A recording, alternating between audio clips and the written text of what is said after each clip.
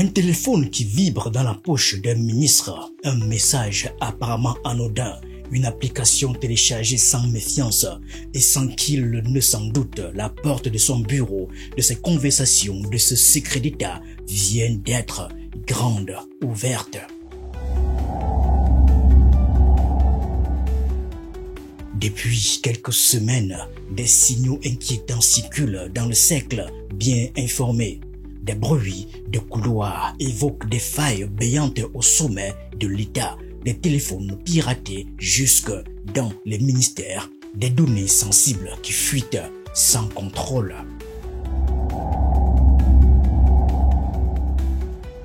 Aujourd'hui, au Cameroun, plus personne n'est à l'abri, ni dans les ministères, ni dans les couloirs feutrés des directions stratégiques. La menace est invisible, silencieuse, mais terriblement efficace. Des logiciels espions infiltrent les appareils les plus sensibles. Les téléphones de nos dirigeants eux-mêmes deviennent des passoires. En temps normal, cela déclencherait une alerte nationale, une enquête au sommet, un branle-bas de combat. Mais ici, tout semble continuer comme si de rien n'était. Pas un mot officiel, pas une mise en garde publique, comme si perdre des pans entiers de souveraineté numérique était devenu normal.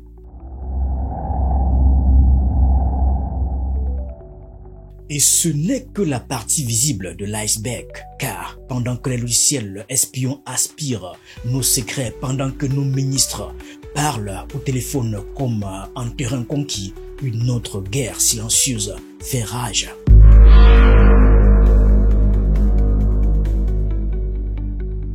Une guerre où des hackers tapis dans l'ombre prennent possession de nos données, paralysent nos administrations, siphonnent nos institutions. Les pirates ne sont plus aux portes, ils sont à l'intérieur.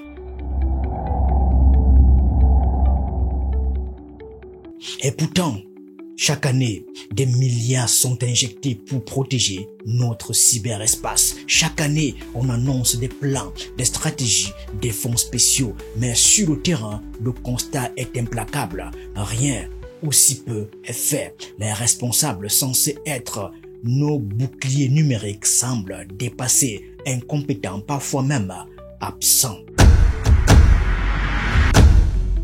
Ce matin, il faut poser la question qui se dérange. Qui protège encore le Cameroun dans le monde numérique? Qui protège nos dirigeants? Qui protège notre souveraineté digitale?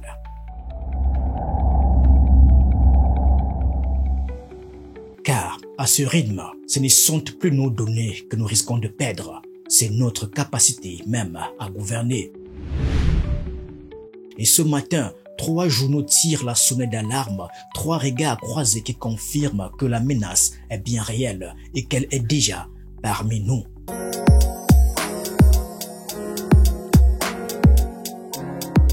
L'Indépendant ouvre le bal avec une révélation qui glace le sang. Plusieurs chefs d'État et ministres camerounais auraient été espionnés via des logiciels invisibles installés discrètement sur leur téléphone. Des logiciels capables de tout voir, tout écouter, tout enregistrer sans laisser de traces visibles. Selon l'éclairage du docteur Emmanuel Moncam, spécialiste du renseignement, c'est une véritable boîte de Pandore qui s'est ouverte. Des secrets d'État auraient fuité, exposant le Cameroun à des risques majeurs sans aucune réaction publique jusqu'ici. Pendant ce temps, le Zénith dresse un constat brutal. Le pays est entre les mains des pirates. Nos infrastructures numériques seraient vulnérables, nos bases de données à nu et nos autorités de passer. Le journal accuse, malgré un fonds spécial alloué chaque année pour sécuriser notre cyberespace, la ministre en charge patauge. Le Zénith parle d'un manque de vision, d'une absence de stratégie et surtout d'une incompétence criante face à l'ampleur du danger. Et comme si cela ne suffisait pas, le journal, le drapeau, apporte la touche finale à ce tableau déjà noir. Selon un rapport international récent, le Cameroun est désormais classé 93e sur 93 pays en matière de développement de la fibre optique. 93e sur 93, avec une note de 4 sur 100. Malgré les milliards engloutis, le pays regresse, incapable de suivre la cadence technologique mondiale. Le numérique, censé être notre levier de développement, est devenu notre talon d'Achille.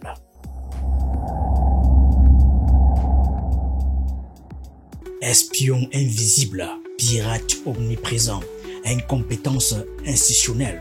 Ce matin, la presse camerounaise nous tend un miroir sans concession. Et pendant que certains continuent de faire semblant, pendant que les responsables multiplient les discours rassurants, une question subsiste. Le Cameroun est-il en train de perdre la guerre numérique sans même s'en rendre compte?